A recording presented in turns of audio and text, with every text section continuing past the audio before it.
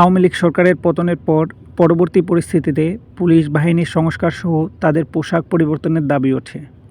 শেষ পর্যন্ত RAB, police ও answer বাহিনীর পোশাক পরিবর্তনের সিদ্ধান্ত চূড়ান্ত হয়েছে। সোমবার সচিবালয়ে স্বরাষ্ট্র মন্ত্রণালয়ে আইনশৃঙ্খলা সংক্রান্ত উপদেষ্টা কমিটি সভায় এই সিদ্ধান্ত নিয়েছে।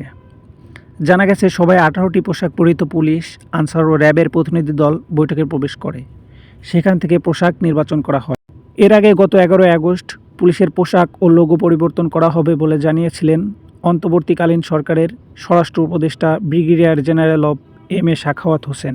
সেই সময় তিনি বলেন, পুলিশের পোশাক, লোগো সব পরিবর্তন করা হবে। অনেকের মন ভেঙে গেছে, এই ইউনিফর্ম পরে পুলিশের আর কাজ করতে চাইছে না। খুব দ্রুতই তা পরিবর্তন করা হবে। এসব বিষয়ে মন্ত্রিসভায় বৈঠকে আলোচনার পর সিদ্ধান্ত নেওয়া হবে। তিনি আরও বলেন, পুলিশ কমিশন হওয়া উচিত। সেই কমিশনের অধীনে পুলিশ পরিচালিত হবে। তারা কোনো রাজনৈতিক দলের অধীনে থাকবে না। পুলিশকে কেন রাজনৈতিক কাজে ব্যবহার করা যাবে না, সেটা নিশ্চিত করতে হবে। বাঁ পাশে দাঁড়ানো নারীর পোশাক হবে পুলিশের, মাঝে দাঁড়ানো ব্যক্তির পোশাক হবে র্যাবের, আর ডানে দাঁড়ানো ব্যক্তির পোশাক হবে আনসারের।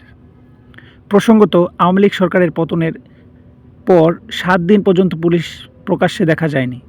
এরপর এই বাহিনীকে সচল করতে সংস্কারের উদ্যোগ নেয় অন্তর্বর্তীকালীন সরকার। তারাই অন্যতম পোশাক পরিবর্তনের উদ্যোগ। সরকার পতনের পরদিন থেকে পুলিশ সদস্যরা বিভিন্ন দাবিতে কর্মবিরতি পালনের ঘোষণা দেন। তখন ইউনিফর্ম পরে দায়িত্ব পালনে অস্বস্তির কথা জানিয়েছিলেন পুলিশ সদস্যরা এবং তা পরিবর্তন চেয়েছিল ও তা সংঘটিত হয়েছে। ধন্যবাদ এতক্ষণ ভিডিওটি দেখার জন্য। ফলো এবং লাইক করে ও সাবস্ক্রাইব করে পাশে থাকুন। ধন্যবাদ। আল্লাহ হাফেজ। আবার দেখা হবে কোনো একটি ভিডিওতে। Good bye. যারা এখনও চ্যানেলটি সাবস্ক্রাইব করেন নাই, তারা দ্রুত সাবস্ক্রাইব করে রাখুন। পুলিশ বিষয়ক যে কোনো তথ্য সবার আগে পেতে আমাদের সাথেই থাকুন। ধন্যবাদ।